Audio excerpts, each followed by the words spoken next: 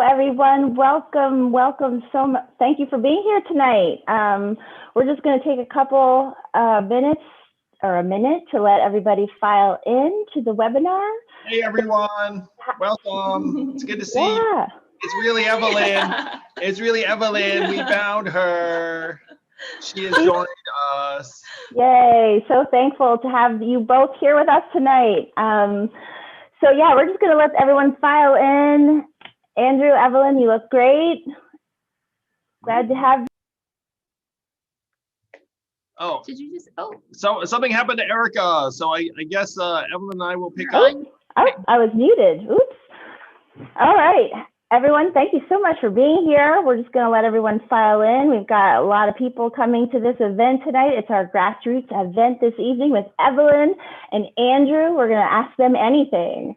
So yeah, thanks for being here. Just shout out to Twitter and Twitch and Facebook and wherever it is that you're tuning in. So excited to be here tonight in this grassroots event.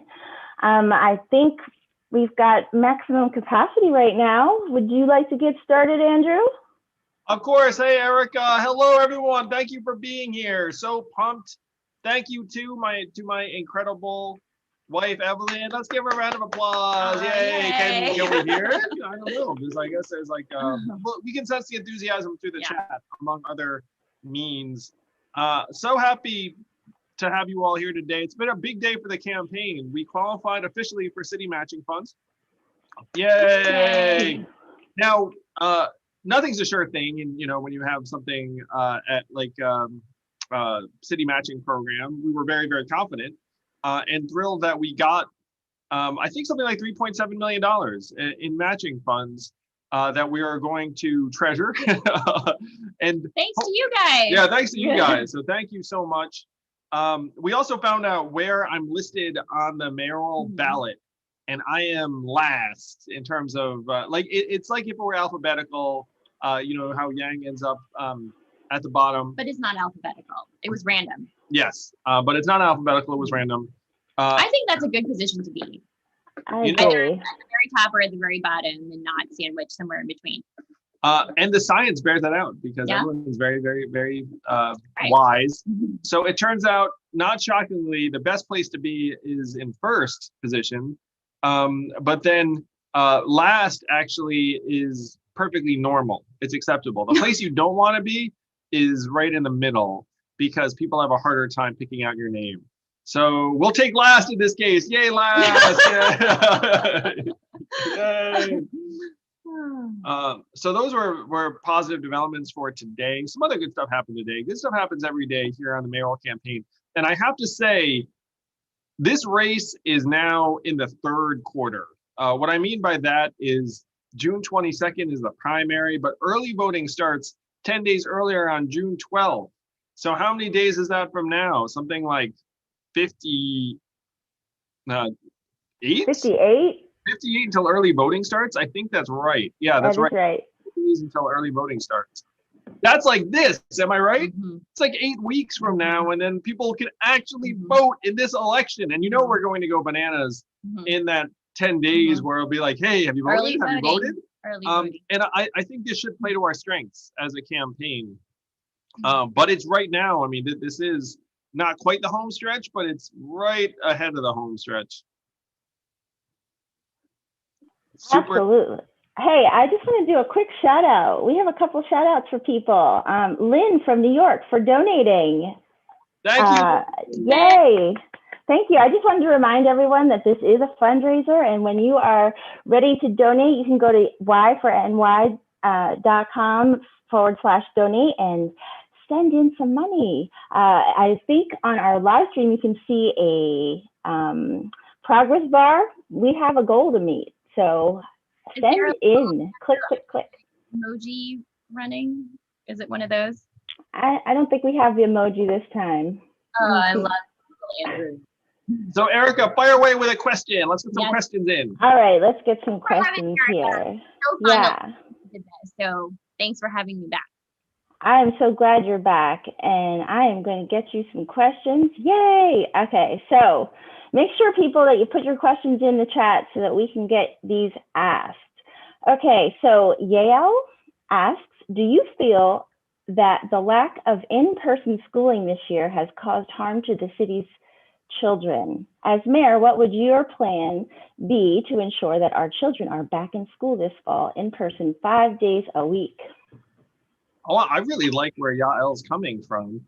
I do think that our kids have suffered by not being in in-person school this year. Here are a couple of facts. Studies have shown that remote schooling is 30 to 70% less effective than in-person schooling. So if you think remote school sucks, you are generally correct. Number two, the majority of New York City school children are not back in school now. I talked to a high school teacher whose school is theoretically open, but he said that he has about 5 kids in his classroom, and then he's teaching something like 30 remotely from inside the school. Like, he's literally, imagine being in a classroom, like, you know, like teaching people remotely. So we have to change this, and I'm committed to get kids back in the classroom as quickly as possible. I certainly hope that this is happening before January when I take office, but it might not be. And I do also want to comment very quickly that the opt-in rate among families has been different among different groups. White and Latino families have been more likely to bring their kids back to school than Black and Asian parents. So what that says to me is that we have a lot of work to do with certain communities that are either doubtful or stressed or mistrustful. Like, we have to do a better job. But I think that kids should be in classrooms 5 days a week. Yeah, just to comment on our personal experience, our kids recently went back to school full time. And, you know, last year when they went fully remote, it was awful. Like, I think for most people, it was just awful because it was brand new. It was all of a sudden. And, you know, the kids have a really hard time adapting from like in person to just purely screens. But over the course of the year, we, like, I think most other families, you know, did our best to adapt. And we settled into a certain routine. And we actually were like, oh, we're getting the hang of this, you know? And the kids were kind of like, this is great. We can just be on our laptops and screens like all day. And we were kind of like, oh, maybe this isn't so bad. But it was such a, you know, when they actually went back in physically, it was just so refreshing to see the change and realize, okay, that was really not the ideal situation. I mean, of course, we all understand it needed to be what it was. And we were all trying our best. But it's just having them back there and seeing the difference in their even this very short period, their social emotional growth and all of that made me realize, like, wow, this is this should be the goal here, to get everyone back in school. Yes, I think we have some shout outs. Don, Kel, Marshall, Helen, and Matthew, thank you so much for donating. Thank you. I'm going to ask Evelyn a question that maybe some of you, might have noticed. So Evelyn got the vaccine recently. Yay, the vaccine. So our vaccination profiles, I got the limited edition Johnson & Johnson one that has since been paused. And Evelyn got the Moderna. And so how have you been doing, baby? You know, I have the typical side effects. I heard the side effects are actually worse for women than for men. So another great reason to be a woman. No. I was also signed up for the Johnson & Johnson vaccine that same morning, and I was lucky to be able to like reschedule for a different vaccine.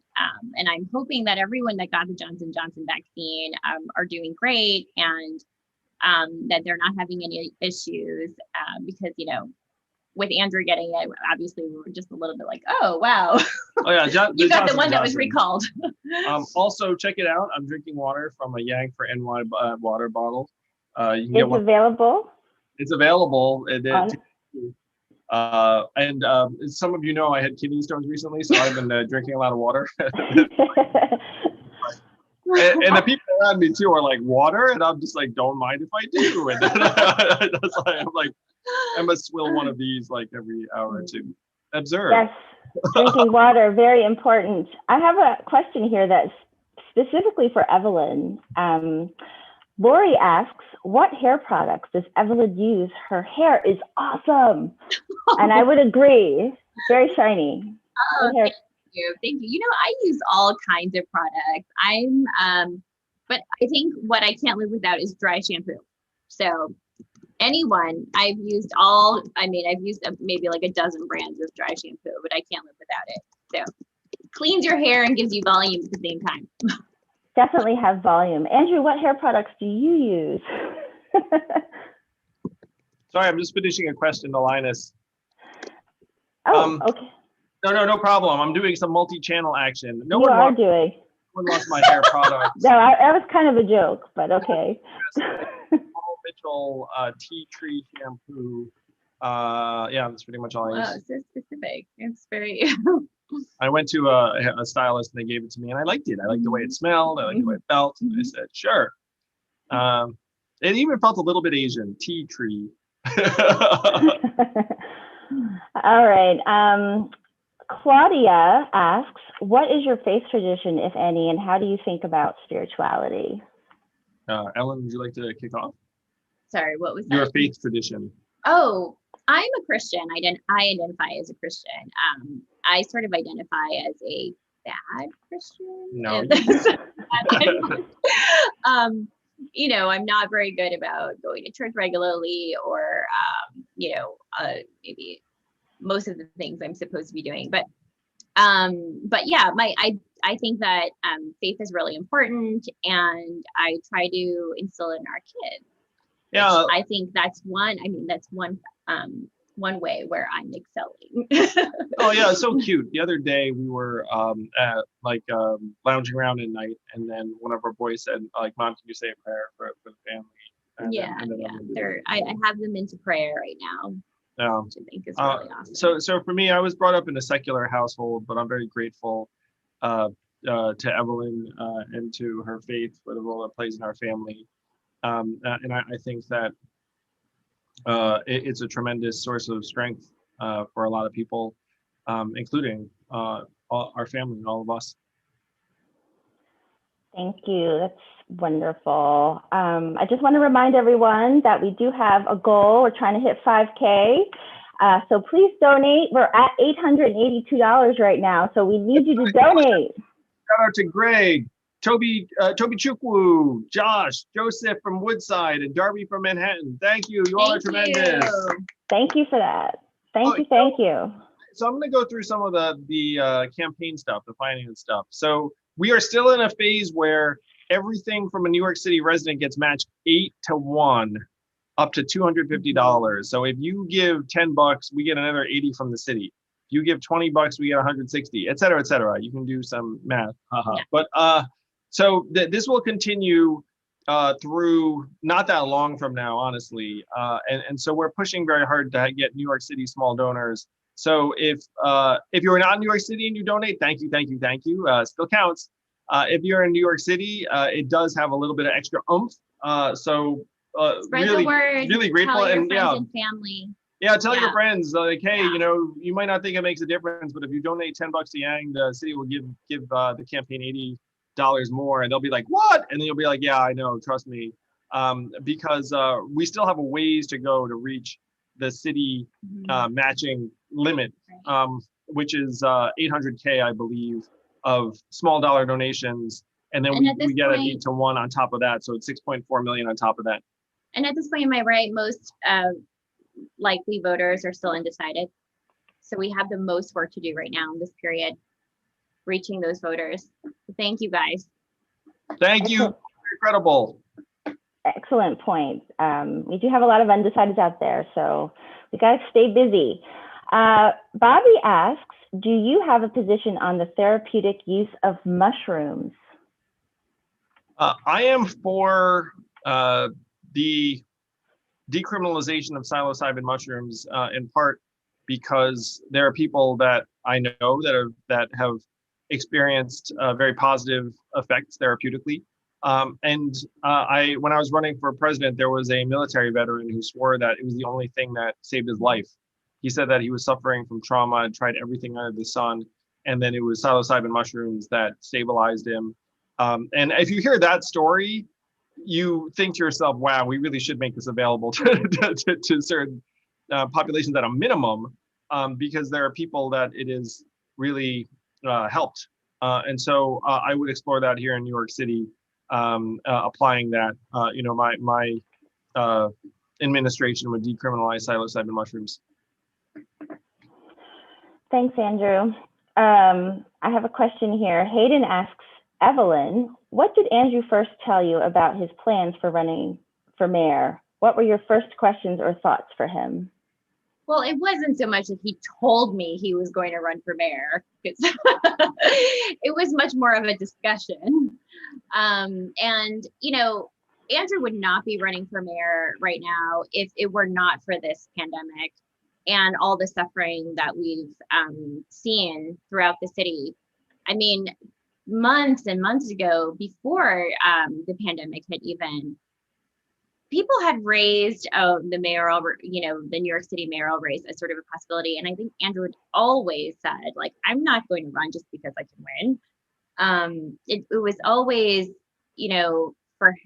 for the both of us, of just making this decision was based on, just how much good we thought he could do. We have a guest. It's a Christopher sighting. Hi, Christopher. Hey, little guy. What's going on? Mommy and Daddy are talking to some very nice people who are helping helping Daddy's campaign a whole lot. Hi. I just wanted to do a shout out to Ching Jewel, who actually bought the bottle, Andrew. What's that?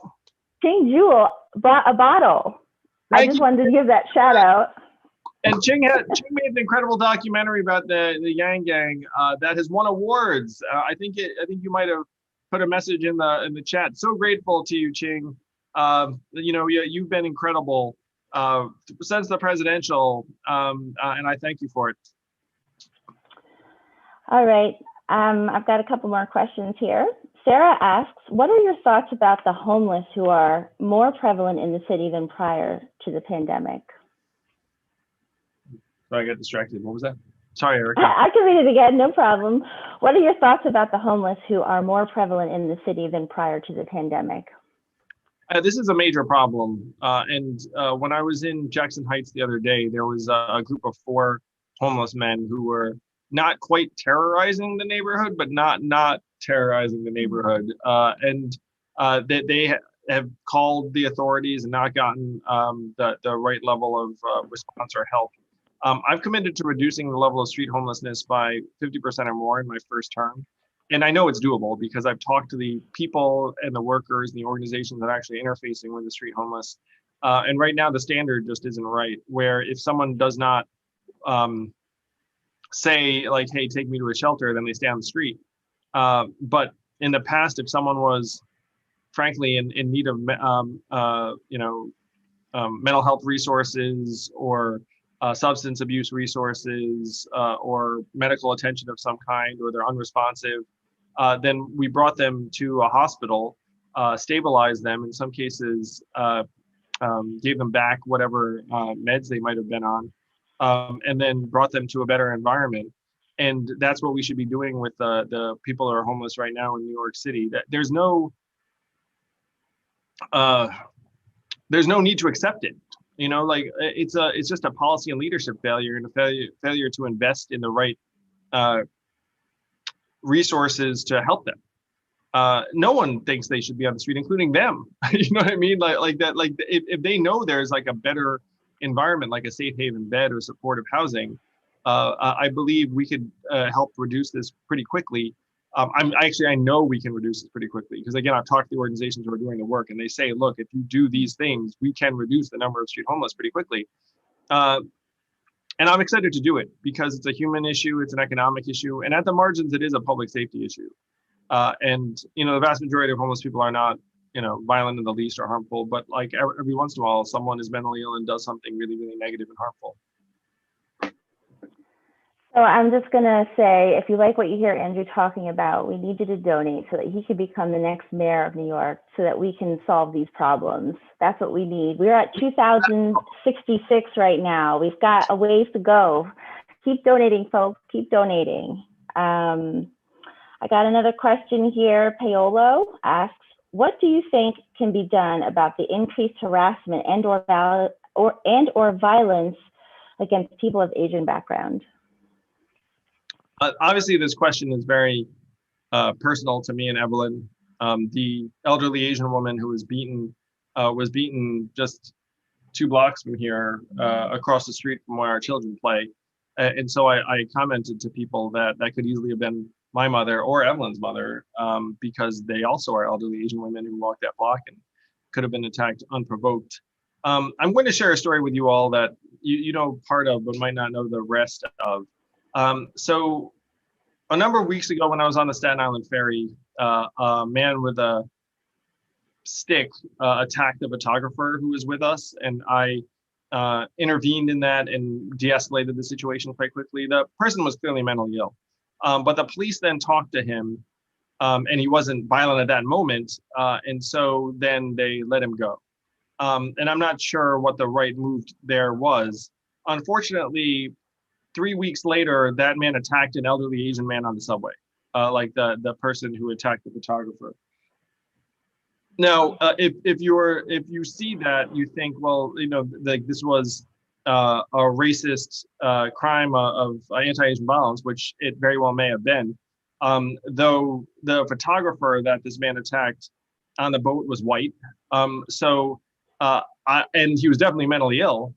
And so a lot of the problems around anti-Asian violence, in my opinion, overlap with the mental health problems and the street homelessness problems. The number of psych beds in New York City has gone down by 14% over the last number of years, even as the needs have skyrocketed. Like if I tell you like the psych beds have gone down 14%, does anyone think that's because like people got healthier in New York City? Like, of course not. We just lost capacity. So there are things that we can do to try and help protect Asian Americans like from feeling like, you know, frankly, they're going to be attacked on the street of the subway. And I've now talked to, unfortunately, far too many Asian Americans who've been attacked unprovoked in these environments. The single best thing we can do is get help to the New Yorkers who are on our streets and struggling, who are frankly more prone to outbursts of violence that I do think disproportionately impact Asian Americans for whatever number of reasons. I think that, you know, they may be set off by someone who's different from them, or buy into some really terrible ideas out there, or frankly think that we're more vulnerable. And so, like, to me, when that happens, and I said, oh, what, the guy just, where did he go? Where did he end up? And you said they just let him go. Do you remember? And I said, oh, he's going to do this to someone else. You know, and the problem is right now there's no like process or procedure. Yeah. When you encounter someone who's mentally ill. Yeah, like, do I think the police should have thrown him in?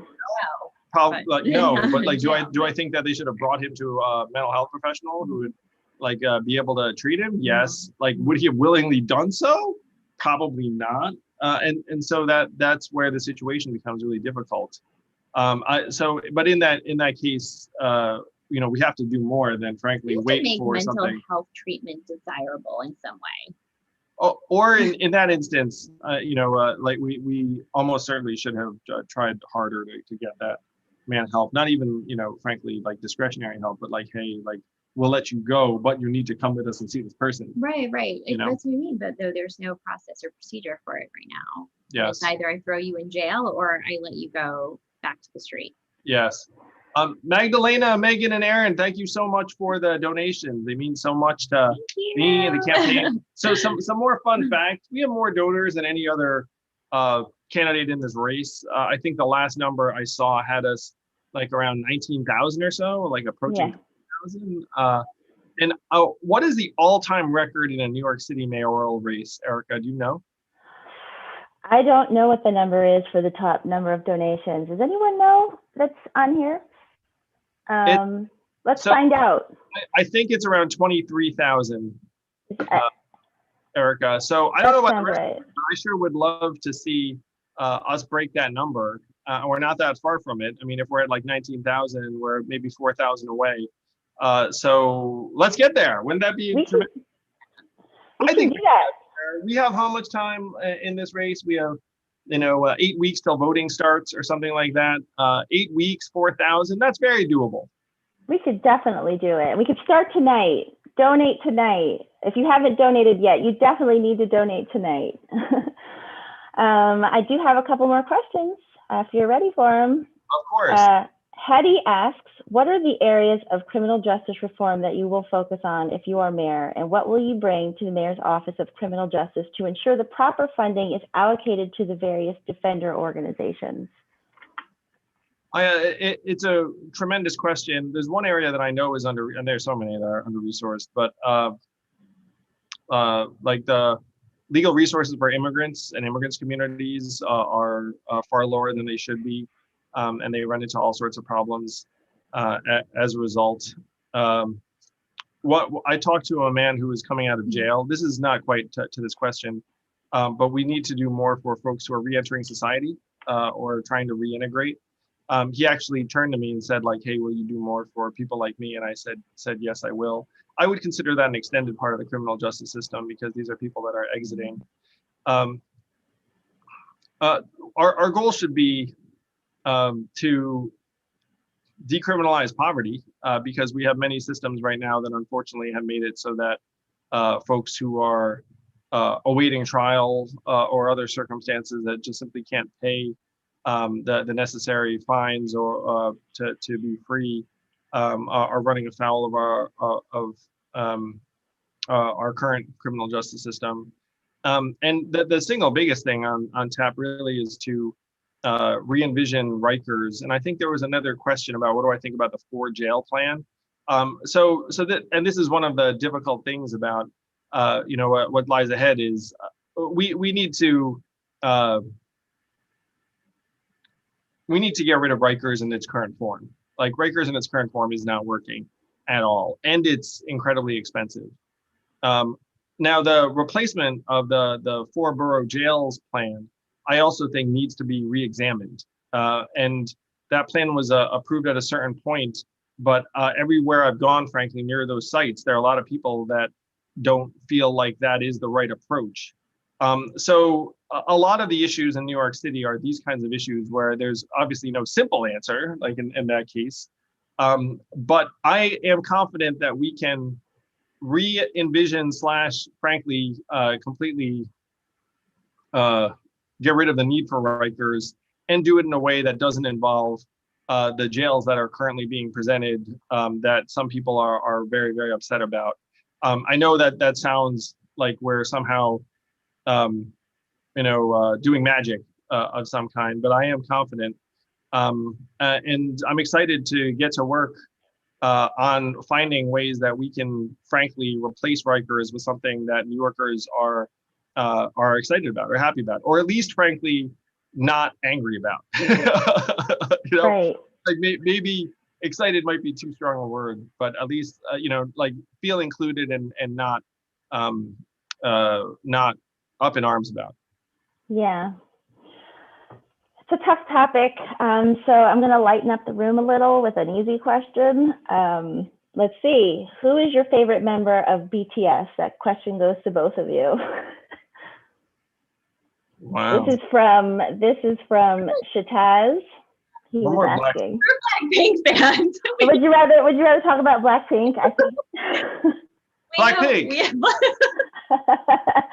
We send each other Blackpink like emojis or emojis and emojis throughout the day. So I'm going to reframe this question as who's your favorite member of Blackpink, and the answer Lisa. Yeah. She's the one that raps, isn't she?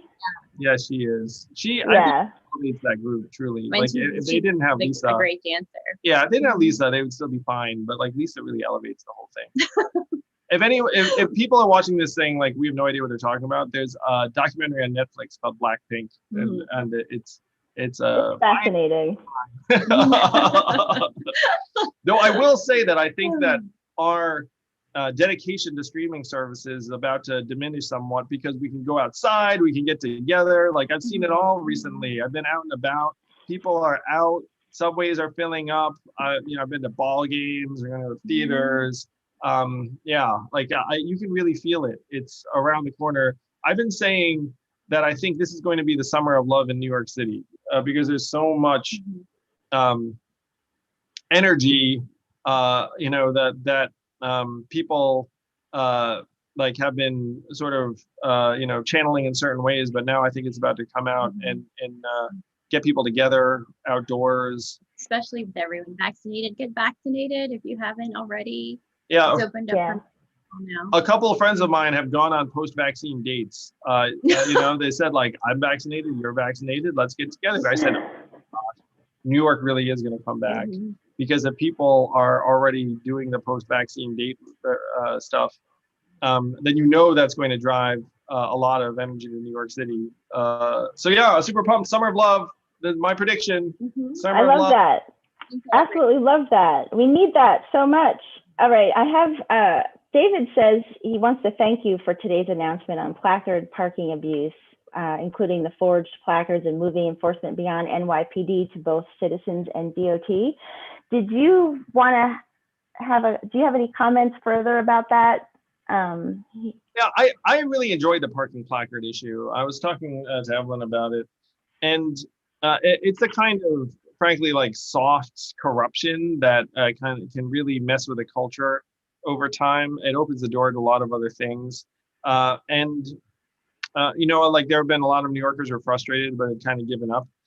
And to some would be like, well, there are bigger issues at stake than cars parked in the wrong places, which is accurate, which is true. But I think this is such a perfect emblem for my administration, because everyone else who's running has many debts to people who frankly been enjoying their parking placards for a long time, and will be like, well, I'm not going to mess with the parking placards because these are my people. Like I've been saying, like, here, De Blasio gave I think over 10,000 placards out to people. So it's like a kind of party favor for mayors and city officials to be like, here, don't worry about like parking tickets or whatever the heck, like here.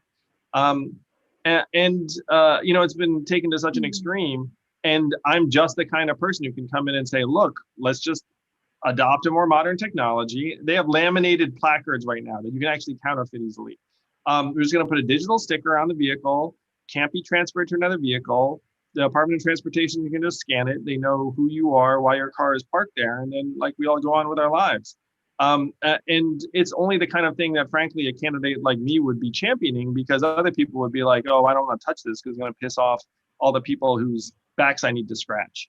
And this is a more significant issue than you might think, because if you have an extra 40,000 cars parked in places they shouldn't be parked in New York City, like that causes problems. It could be in a school zone, it could be blocking a bike lane, like there are a lot of issues. So I'm pumped about this policy because it's a very solvable problem, and it's right. Like it'll set a better tone too. Like city employees should be using public transportation if it's reasonable, and shouldn't just think like the city is their playground. More shout outs. Go ahead, baby. I can't see. Okay, I'll do it. Thank you, Luther, Schwang, Miel, Kay, Nicholas, Bonso, and Rolf. Thank you. Thank you. Thank you so much. Woo! Let's get some more donations in here. We're at 2,600 right now. We'd love to get some more. That's wow. Great. I know. We're moving along. I have a really... I'm very goal oriented. If I miss the goal, they won't have me back. Do it for Evelyn. Do it for Evelyn. You've been so much more with Evelyn than like Evelyn. She wasn't very No one, baby. Everyone else can get lost. I have a really fun question for you from Morgan. I'm curious of this one too. He's a scientist, or she, and recently found out that your parents are also scientists. Yay!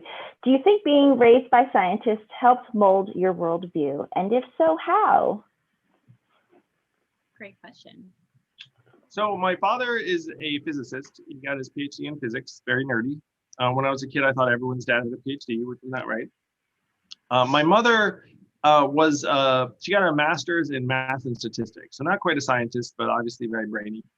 She went on to become an artist.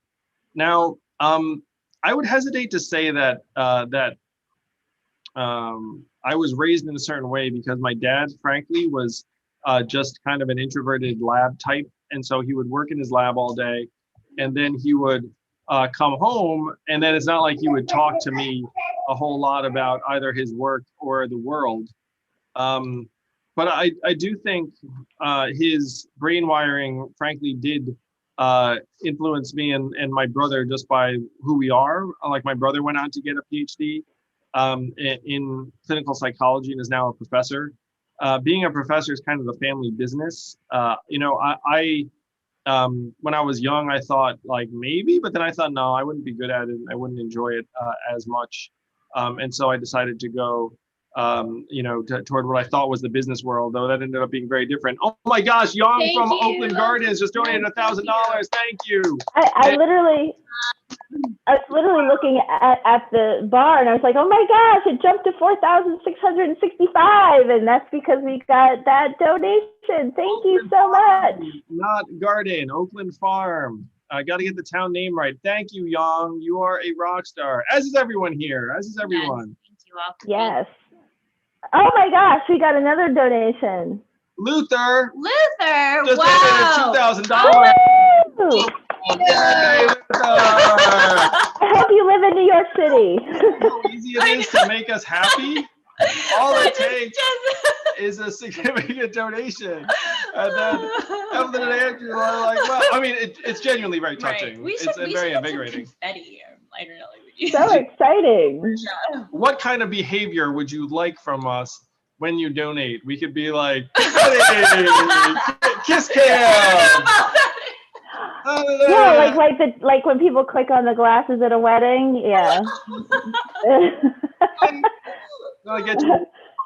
Dog. I do have a question. Leslie asks, will you expand bike lanes throughout the city?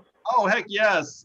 You know, I'm a cyclist myself, though not a cool one. I want to make very clear. I'm like a Your dad dad's commuter. cool. Yeah.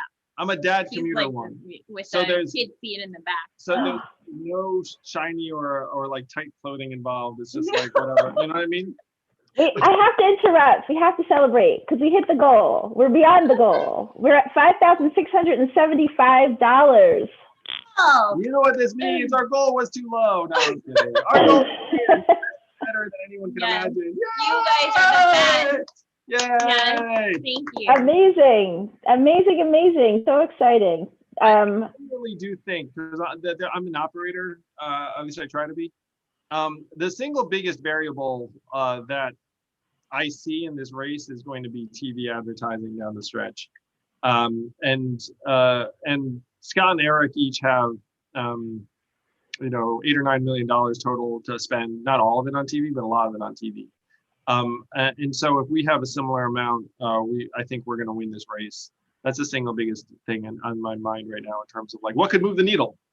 Because a new poll's out today, I think, that has me up by 13 points, which is quite significant. Thank you, yay. But you know, being in the lead comes with it. Downsides, right. Well, plus yeah. and minuses. Sure, I mean, I'll take it. I'd rather be the front runner than not the front runner. But Sure, but it means all the ads will be like. Oh, the ads will be trashing me. It'll be like Andrew Yang. Our kids aren't going to be watching any TV for the next 2 months. Andrew Yang gave his dog away. Not right for New York. And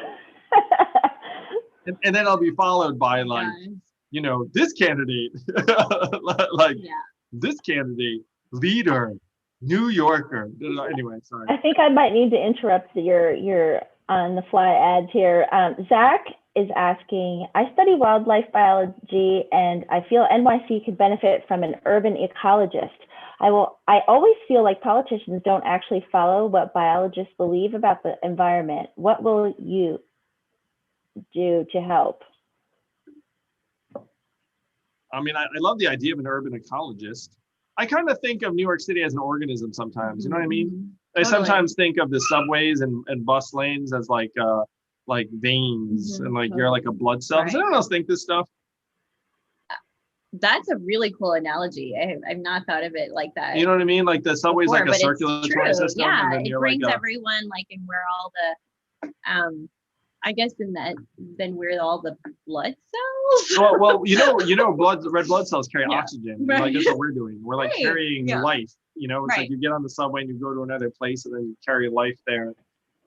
So I think of the city as an organism. It's also a system. I think having an urban ecologist would be tremendous. Yeah. Yeah. So thank you for the suggestion. I'm going to let you all know something. I don't talk about this that much either. I've got some ideas, but I want there to be a New York City X in a bunch of disciplines. I want there to be a New York City urban ecologist. Well, I think we already have a poet laureate, but that's the kind of thing I'm thinking of. In addition to a poet laureate, maybe we should have a philosopher. Because New York City has all these things, and so all we have to do is find someone, so much talent, so many interests. That we can identify someone and then have them do really positive things on behalf of the city. So I want there to be a whole bunch of things. I'll also say something. This is probably this is maybe newsworthy. I don't know. So the number of deputy mayors you have is somewhat flexible. Most deputy mayors run certain agencies, and that's relatively fixed. But there is some flexibility where you can have a deputy mayor of policy. You can have a deputy mayor of special projects or or environment. And so I'd like to take advantage of that. I like the idea of having people with different domains of responsibility that are somewhat, so they're very, very different types of roles. Check it out. If you run an agency, that's an enormous amount of responsibility and some of the most important thing anyone's going to do. But I also think you need some folks that are outside of the agencies who can frankly interact with the agencies. Because if you're in charge of a large organization, your time is gone. If you're doing your job, then you are going to just be managing your organization and its activities. Whereas a lot of the things that we're going to need to do in New York are going to touch multiple agencies. And when I say multiple, I don't mean 2 or 3, it might be 5 or 6. So you need people who are a little bit more flexible in their time and independent to be able to corral some of the resources. And some of these resources are going to be outside of city agencies themselves. They're going to be in the private sector, the tech sector. So I want to unite a number of people to be able to not have their hands full administering massive organizations. Does that make sense to people? I love that. Yeah. So I think I'm going to have more deputy mayors than any other mayor before me, but I think that's the right move. Very cool. Very innovative. We are at $6,402. Exciting. I do have a question here for Evelyn. Anna asks, what has it been like to watch Andrew run for president and now mayor? And this might be our last question. Oh, it's a pretty good last question. But go ahead. I don't know the answer to this one, obviously. I think people as in a mostly positive way. We went through one Twilight Zone to another Twilight Zone to another Twilight Zone. So it was the presidential into the pandemic and then into this mayoral race. And it's just this is not normal for, for people. But luckily, now I feel like I and our family, we've had some practice with it. He's so invigorated when at the prospect of helping people and doing good and he's always full of energy, but seeing it focused on something that could have such a tremendous impact, I think is an incredible blessing. It's incredible, example and role model for our children.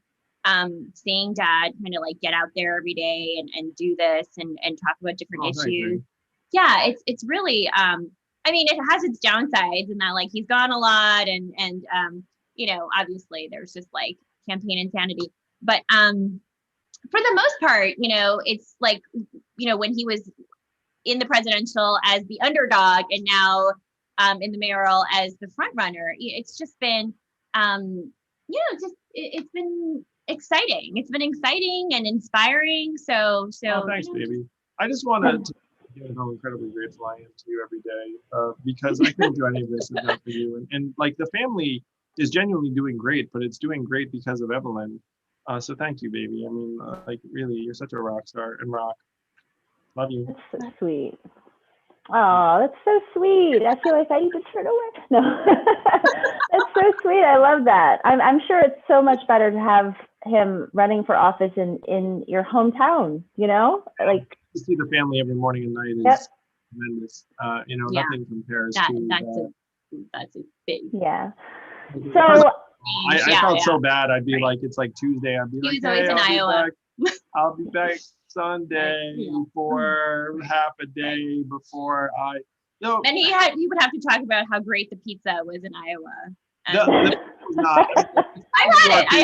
It's not. It's not New York, but I mean, it's not that bad. I mean, I don't know about the rest of you. It's like, have you really found a pizza you didn't like? Yeah. You go someplace and like, like not New York, but I mean, you know, when in Rome, right? When in Rome. we have a couple shout outs. Thank you. Go ahead. Greg. Greg from Brooklyn, Lily, and Yuri from New York. You all are incredible. Thank you. Greg. Thank you so much. Yes. Well, Amazing. That's right. I was like, is that a typo? No. it has been really a good time being on this live stream with the two of you. You're such a wonderful couple. We're so fortunate to have you. Hopefully you will be, we know you will be the next mayor of New York City and the first lady of New York City. Do you have any last thoughts before we close it out? You go first, baby, and then I'll. I just want to say thank you. You know, we're here because of all of you guys, and we are so grateful. I mean, we're in the home stretch, and we're just going to be counting on you guys more than ever. So all of that support, all of your good energy, it feeds us every day. It drives us. It keeps us going, keeps me going. So thank you. Thank you. Thank you again, Evelyn. It's so much more fun doing it with you, baby. Who else have I done these things with? Whoever they were, couldn't hold hold a candle. But also just so grateful and really excited. I think we're going to win this race, but we can't let up. Like, we have to roll up our sleeves and do the work and call and volunteer and mail. I mean, that's me. I mean, probably will mail, not you. You won't be mailing. I was thinking of different ways to reach people. Donate, bug our friends, not leave anything to chance. So the mechanics of this race for people, the last mayoral race, 750,000 New Yorkers voted in the primary out of 3.2 million registered Democrats. So that's 24%. That's not very high. And there are a lot of people who, frankly, make it their business to make sure that they win all these elections, particularly folks who are in unions that are very, very interconnected with the government. So if you look at someone like Eric or Scott, you can bet that they're going to have a really good, tight organization in terms of getting out the vote. Even if it's not their organization, it could easily be like one of their union partners. And so we don't have that, being very frank. I think we're in great position to win because we have a lot of energy and a lot of appeal, and more New Yorkers want to vote for me, then that's very important. But we have to really work our butts off to get them to the polls. We have to work our butts off to give people that sense of urgency. I can't tell you how many people I run into in New York City where they're like, hey, Andrew, support you, gonna vote for you. When's the election? Like a lot of people just don't know that it's so soon. So we have to use every moment up until early voting starts. Then we have to really use every moment during early voting and then get out that vote. If we do all these things and we work our hearts out, I think I've got a great chance to win this race. And I'm gonna do everything I can to help New York City. I genuinely believe that I'm the person for this job, but I need your help.